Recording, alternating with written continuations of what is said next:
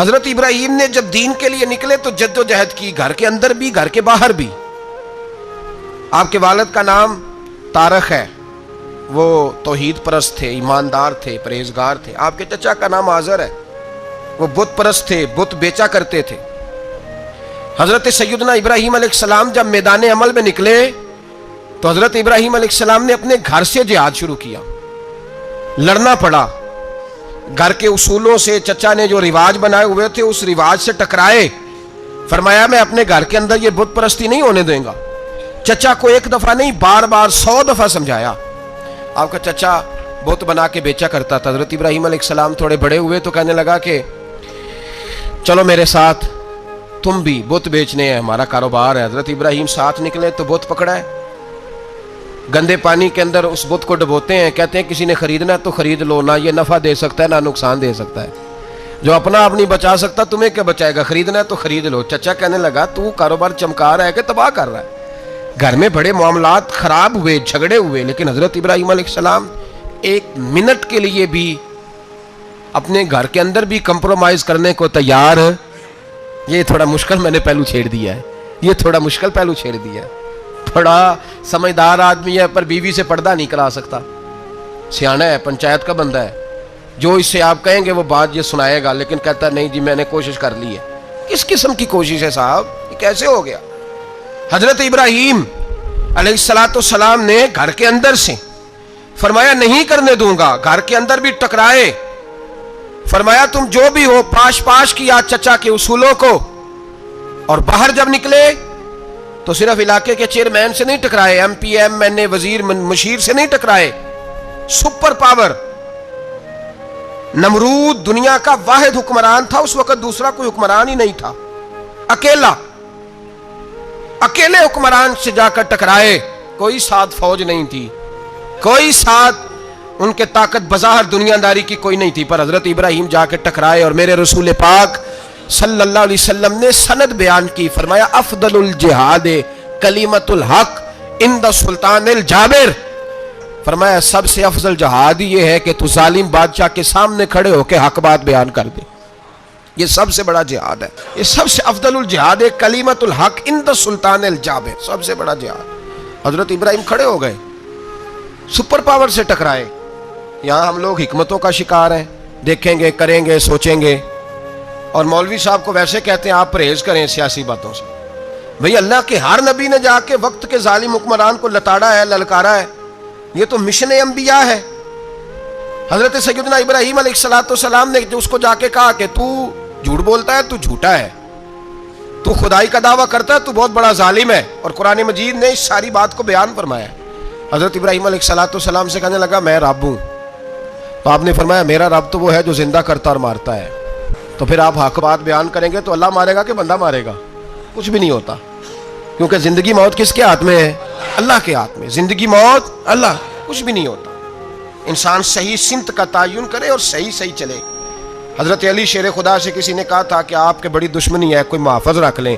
آپ فرمانے لگے موت خود بہت بڑی محافظ ہے، وقت سے پہلے آتی ہی نہیں، بڑی محافظ ہے، وقت سے پہلے۔ علامہ نورانی رحمۃ اللہ تعالیٰ علیہ کراچی جیسے شہر میں رہا کرتے تھے، جہاں گام گام پہ خطرہ تھا۔ لوگوں نے کہا حضرت اتنے بڑے لیڈر ہو، آپ کی جماعت کی 62 سیٹیں ہوئی قومی اسمبلی میں، ایک ایسا وقت بھی آیا تو کوئی ایک آدمی بندوق والا۔ آپ فرمانے لگے مجھے ضرورت ہی نہیں، اس لیے کہ جس خدا رسول کے لیے میں نکلا ہوں وہ خود ہی حفاظت کرنے والے ہیں، ضرورت نہیں ان چیزوں۔ تو بھائی حضرت ابراہیم ٹکرائے، اور آپ کا انداز کیا ہے؟ جا کے کہا کہ تو نہیں، خدا وہ ہے جو زندہ کرتا، اور اس نے ایک بیوقوفوں جیسی دلیل دی۔ ایک آدمی کو کل پھانسی دینی تھی تو اس کو بلایا، کہنے لگا تجھے کب پھانسی ہے؟ اس نے کہا کل۔ کہنے لگا جا تجھے ذات کیا زندگی دی، اس کو چھٹی دے دی۔ ایک عام آدمی بیچارہ بیٹھا تھا، اس کو پکڑ کے نا کہنے لگا اس کی گردن اڑا دو، کہنے لگا دیکھ لو میں بھی زندہ کرتا اور مارتا ہوں، وہ جو کل مرنے والا تھا میں نے زندہ کر دیا ہے، اور جس کو پتہ ہی نہیں تھا کہ میں نے مرنا ہے اسے پکڑ کے میں نے مار دیا ہے۔ یہ بیوقوفوں جیسی دلیل ہے۔ حضرت سیدنا ابراہیم علیہ السلام چاہتے تو اسی وقت دلیل توڑ دیتے کہ تو کیا بیوقوفوں جیسی بات کر رہا ہے، اگر تو زندگی دیتا ہے تو مرے ہوئے میں جان ڈال کے دے جس کو تو نے مارا ہے۔ لیکن حضرت ابراہیم نے دیکھا کہ بیوقوف ہے، بیوقوفوں سے بحث نہیں ہوتی، دلیل بدل لی جاتی ہے، ان کی عقل کے مطابق بات کی جاتی ہے۔ حضرت ابراہیم فرمانے لگے میرا رب وہ ہے جو سورج مشرق سے نکالتا ہے اور مغرب میں غروب کرتا ہے. تو اگر رب ہے تو مغرب سے نکال کے مشرق میں غروب کر. فبہت الذی کفر, کافر لاجواب ہو گیا, اس کے پاس اس چیز کا کوئی جواب نہیں تھا. علامہ اسماعیل حقی نے خوبصورت فقرہ لکھا ہے, خوبصورت جان ڈال دی ایک جملہ کہہ کے. حضرت سیدنا علامہ اسماعیل حقی رحمۃ اللہ علیہ فرمانے لگے چونکہ نمرود بیوقوفوں جیسی باتیں کر رہا تھا, اگر وہ یہ کہہ دیتا نا کہ میں سورج کو نکالتا ہوں مشرق سے, میں غروب کرتا ہوں معاذ اللہ مغرب میں نکالتا ہوں, تو آپ اپنے رب سے کہیے کہ وہ مغرب سے نکال کے مشرق میں غروب کرے.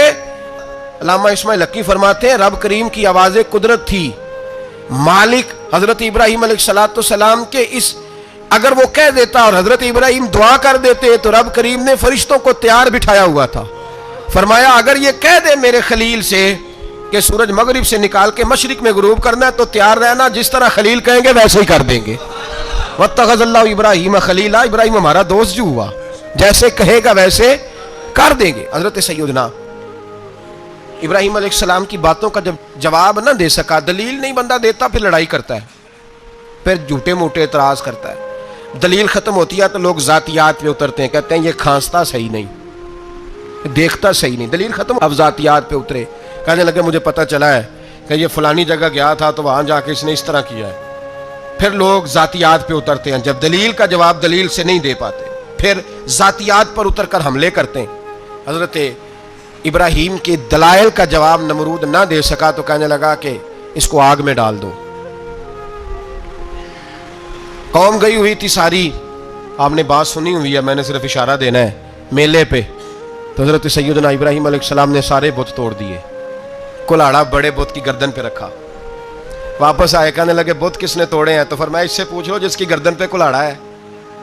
کہنے لگے یہ تو بول ہی نہیں سکتا. تو فرمانے لگے بڑے بیوقوف ہو, جو بولتا ہی نہیں, سنتا ہی نہیں, اپنا آپ نہیں بچا سکتا, اس کی پوجا کرتے ہو. کہنے لگے پکڑو, دلیلیں ختم ہو گئی, اس کو آگ میں ڈالو. بہت بڑی حویلی 45 فٹ مربع پہ مشتمل ایک حویلی بنائی گئی اور 45 فٹ اونچی. مختلف روایات, علامہ اسماعیل حقی کہتے ہیں کہ 3 مہینے تک نمرود نے کہا کہ اس کے اندر لکڑیاں ڈالو. لوگ پوچھنے لگے کتنی دنیا جلانی ہے؟ کہنے لگا بندہ تو ایک جلانا ہے, پر بندہ بڑا تگڑا ہے, ایک بندہ. 3 مہینے لکڑیاں ڈالی گئیں. اور لوگوں کی جو تہمات ہوتی ہیں نا وہ بڑی عجیب ہوتی ہیں.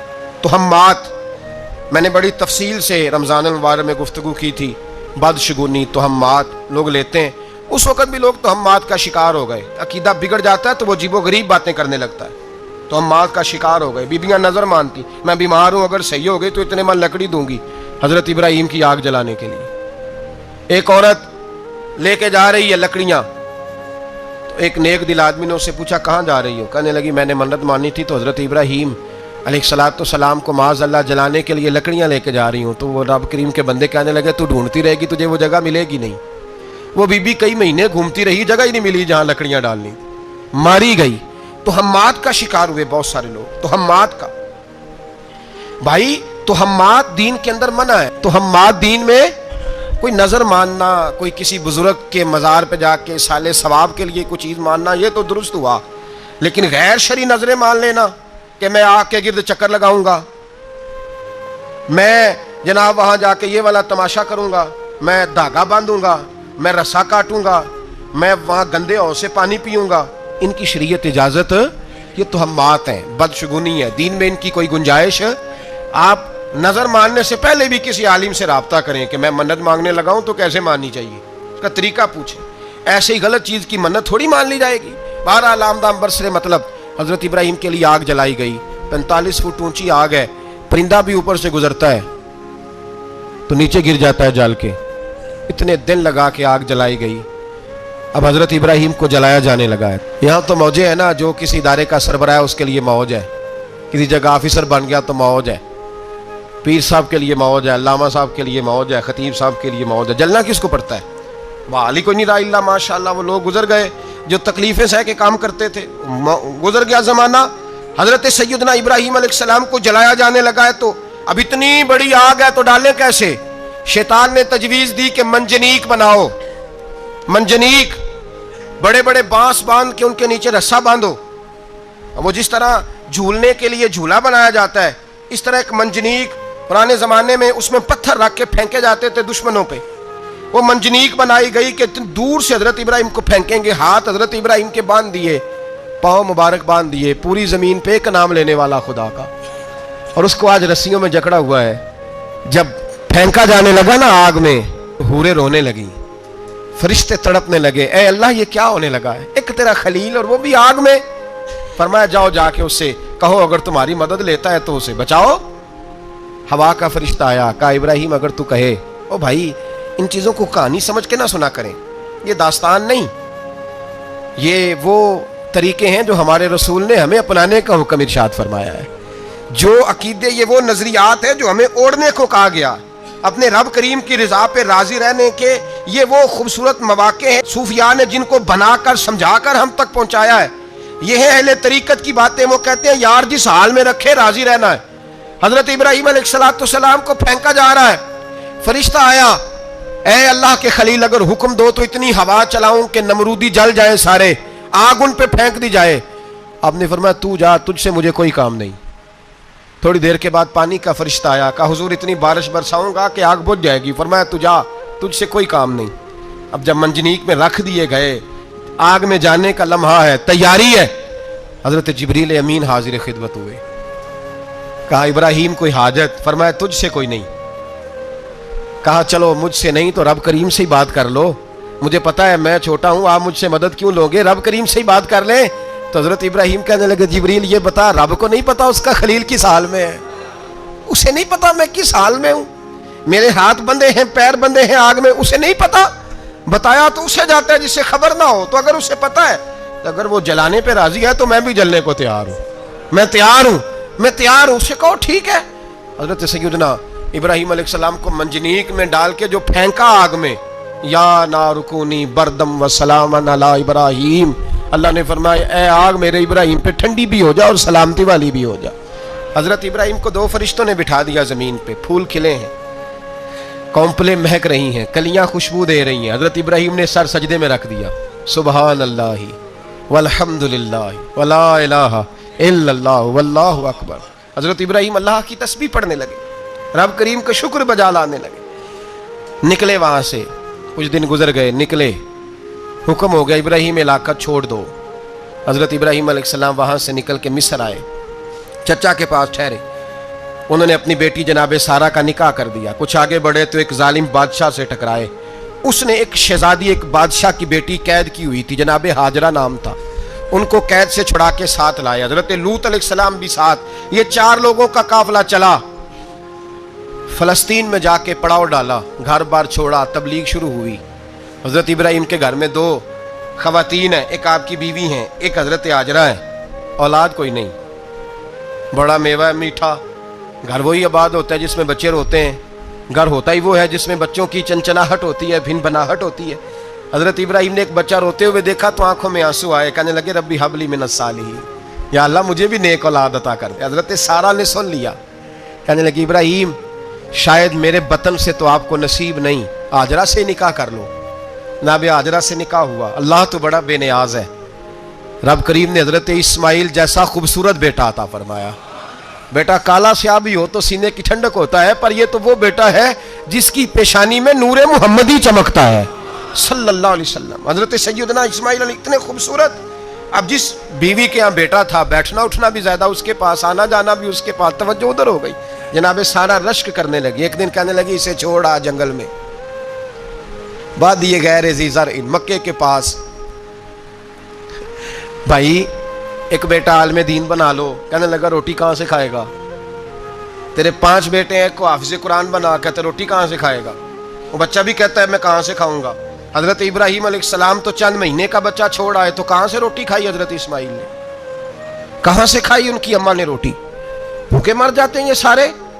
میں بڑی ذمہ داری سے کہا کرتا ہوں کہ جتنی خوبصورت روٹی اللہ کریم دین کے خادموں کو عطا کرتا ہے شاید کسی اور کے نصیب ہوتی ہو، لیکن ہم لوگ توجہ ہی نہیں کر رہے، ہمارا ذوق ہی نہیں بن رہا، ہم یہ محنت ہی نہیں کر رہے کہ قوم کو مستند علماء کی ضرورت ہے، علاقوں کے علاقے خالی ہیں، ادھر ہمارا مزاج ہی نہیں بن رہا، توجہ ہی نہیں دین کی خاطر۔ اور پھر چلے بچے تو بعد کی بات ہے نا، جو ابھی خود جوان ہے، وہ بھی یہ دعا، ایک صاحب مجھے کہنے لگے میں دعا مانگ رہا ہوں اللہ مجھے بیٹا دے تو میں اسے دین پہ لگاؤں گا. تو میں نے کہا آپ بھی بوڑھے نہیں ہوئے، آپ خود ہی لگ جائیں.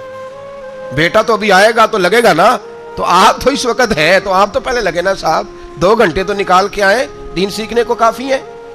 آپ اتنی لمبی سوچ رہے ہیں کہ بچہ آئے گا تو بڑا ہوگا تو وہ جائے گا تو دیکھی جائے گی. ابھی تو آپ ہیں تو آپ تو آؤ. حضرت ابراہیم نے بچہ وہاں چھوڑا. یہاں سے جو عمرہ کرنے لوگ جاتے ہیں نا، جو حج کرنے جاتے ہیں، ان کو پتا ہے کہ وہاں دنیا کی ہر نعمت ملتی ہے، پھر بھی ڈبل ٹرپل پیسے لوگ جیبوں میں ڈال کے جاتے ہیں. حضرت ابراہیم جب وہاں لے کے گئے تو کوئی انسان نہیں تھا، پانی کا قطرہ نہیں تھا. 2 کلو کھجوریں، 1 مشکیزہ، بیوی کو تھمایا. ہمارے گھر میں ہزاروں چیزیں پڑی ہیں لیکن وہ جو توکل ہے نا وہ ختم ہو گیا ہے. اللہ دے گا، حلال حلال پہ قناعت کرے، جائز جائز پہ بھروسہ کرے، رب کریم عطا کرنے والا ہے. وہ مزاج ختم ہو گیا. حضرت سیدنا ابراہیم علیہ السلام 2 کلو کھجوریں، 1 مشکیزہ پانی کا دے کر کے اور وہاں بٹھایا آپ نے اپنے بچے کو اور اپنی زوجہ جناب ہاجرہ کو، اور بٹھا کر کے یہ واپس پلٹنے لگے تو حضرت ہاجرہ سلام اللہ علیہ نے آواز دی، کہا ابراہیم کس کے سہارے پہ چھوڑ کے جا رہے ہو؟ جہاں آب زمزم کا کنواں ہے نا، جو لوگ گئے ہیں جنہوں نے صفا مروہ کی صحیح کی ہے، صفا مروہ سے باہر نکلے نا، سرکار کی ولادت کا مقام ہے، اس جگہ پہ آب زمزم کا کنواں تھا. وہاں حضرت سیدنا ہاجرہ کو بٹھایا. کوئی چیز نہیں، کوئی درخت نہیں، کوئی کھیت نہیں، کوئی پانی نہیں، کوئی کنواں نہیں. وہاں بٹھایا اور بٹھا کر کے نکلنے لگے تو جناب ہاجرہ فرمانے لگے ابراہیم کس کے سہارے پہ چھوڑ کے جا رہے ہو؟ کہنے لگے اللہ کے سہارے پہ. تو پاک باز بی بی نے ایک لفظ پوچھا، کہا ابراہیم یہ میرے رب کا حکم ہے؟ یہ میرے، بس جن کا عقیدہ توحید مضبوط ہو ان کے لیے ایک جملہ کافی ہوتا ہے، یہ میرے اللہ کا حکم ہے؟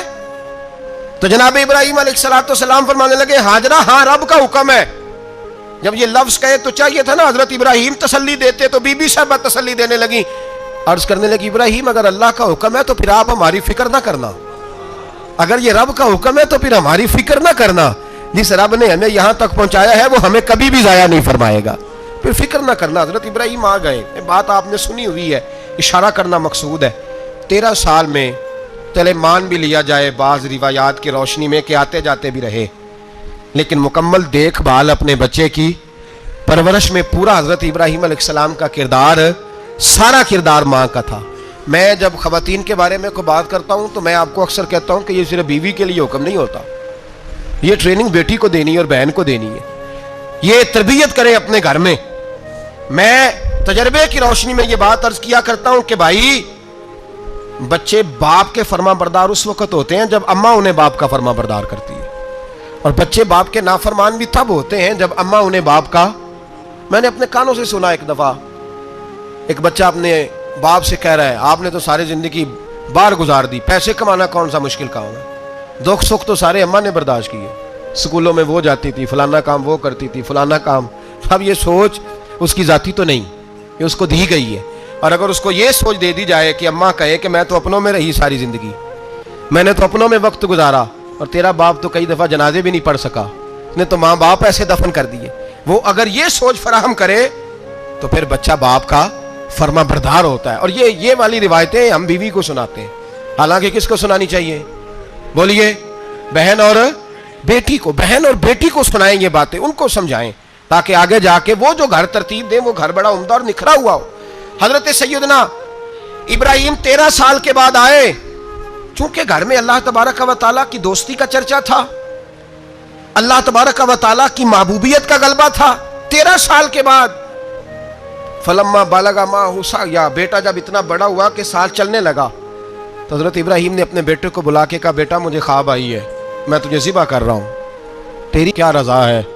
تو حضرت اسماعیل کہنے لگے یا ابت افعل ما تؤمر، ابا جی اللہ جیسے حکم دیتا ہے میرے ساتھ ویسے ہی کریں، جیسے اللہ حکم دیتا ہے ویسے ہی، بولیے، ویسے ہی کریں. حضرت ہاجرہ کو کہا کہ ایک دوست نے دعوت کی ہے تو وہاں جا رہے ہیں. بی بی مطمئن ہے، تفصیلات کی ضرورت نہیں، ختم بات، اعتبار ہے، مطمئن ہو گئی. شیطان پیچھے سے آیا اماں کے پاس. ذرا تھوڑی دیر کے لیے تصور جمائیے، یہاں تو پڑوسن آ کے کوئی بات بتا دیتی ہے خاوند کے بارے میں تو کئی مہینے جھگڑا جاری رہتا ہے، پڑوسن محلے دار. شیطان نے آ کے بتایا لفظ کیا ہے؟ کہا حضرات تمہیں پتا ہے کہاں جا رہے ہیں؟ کہا دوست کی دعوت میں. تو کہنے لگے دوست کون ہے؟ رب کریم. اور ابراہیم کا خیال ہے کہ اس رب نے مجھے حکم دیا ہے کہ میں ذبح کروں.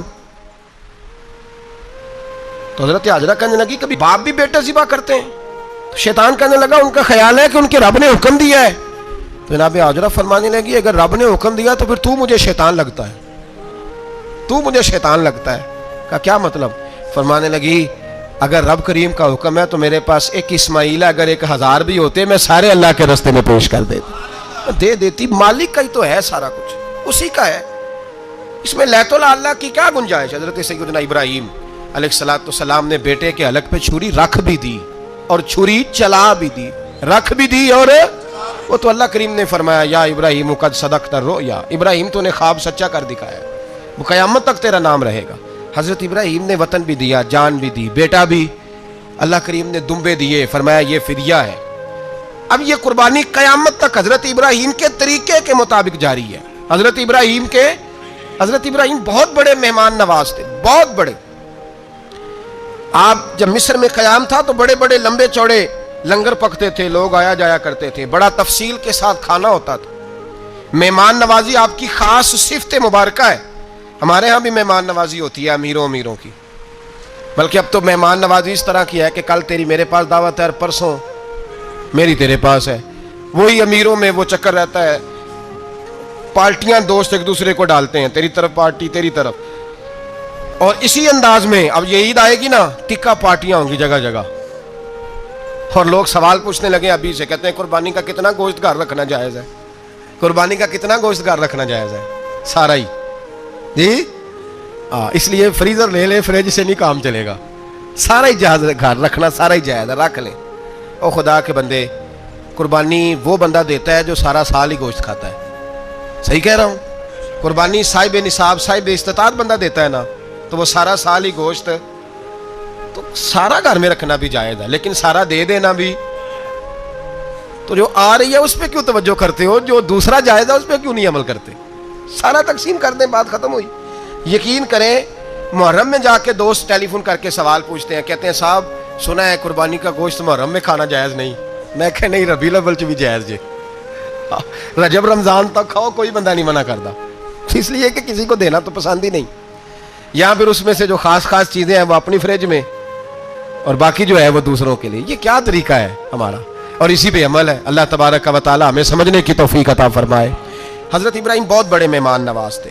صرف قربانی نہیں دیتے تھے, سارا سال بہت سارا لنگر, بہت سارا کھانا پینا, بہت ساری چیزیں جاری رہتی تھیں.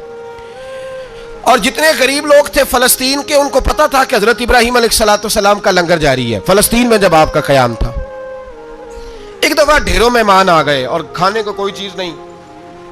حضرت سارہ اور جناب ہاجرہ دونوں اس وقت موجود تھیں. وہ کہنے لگی ابراہیم بہت سارے مہمان آ گئے تو کیا کریں؟ جناب سارہ کہنے لگی کس طرح کر کے ان کی مہمان نوازی کرنی. اور حالات یہ ہیں کہ قحط پڑا ہوا ہے فلسطین میں, مصر میں, دور دراز علاقوں میں.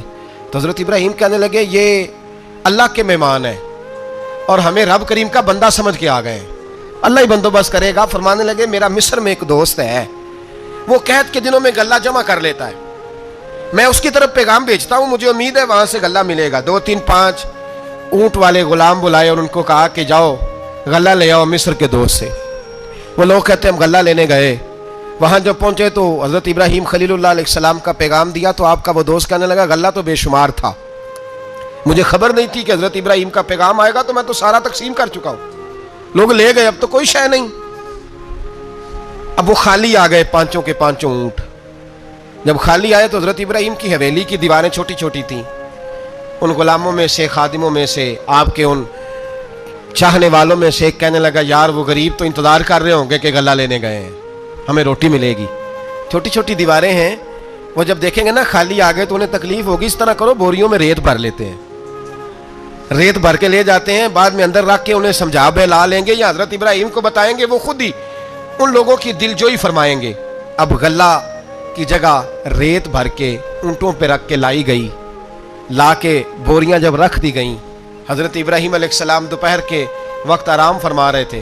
بی بی سارہ اٹھی, کہتی ہیں جب میں نے دیکھا نا کہ بوریاں پہنچ گئی ہیں تو گئی, غلام کو ساتھ لیا, اور اس کو جب کھولا نا تو کہتی اتنی حسین گندم میں نے پہلے کبھی دیکھی نہیں تھی, اتنا پیارا دانہ میں نے کبھی ملاحظہ ہی نہیں کیا تھا. فرماتی ہیں جب اس کو پیس کر چکی میں روٹیاں پکائیں تو خوشبو دور دور تک پھیل گئی، اعلیٰ غذا بنی، بڑے بڑے کھانے بیویوں نے مل کے پکائے، چن دیے گئے، حضرت ابراہیم اٹھے تو لوگ کھانا کھا رہے، سجدہ شکر ادا کیا، اور جب سجدے میں گئے تو وہی آنے لگی، پھر رونے لگے، جب پلٹ کر باہر تشریف لائے تو جناب سارا کہنے لگی ابراہیم تمہارا مصری یار بڑا اچھا ہے، اس نے اتنی اعلیٰ گندم بھیجی ہے کہ اتنی تو میں نے پیاری گندم کبھی دیکھی نہیں۔ جناب ابراہیم مسکرائے، فرمانے لگی سارا یہ مصری یار نے نہیں بھیجی، یہ میرے عرشی یار نے بھیجی ہے۔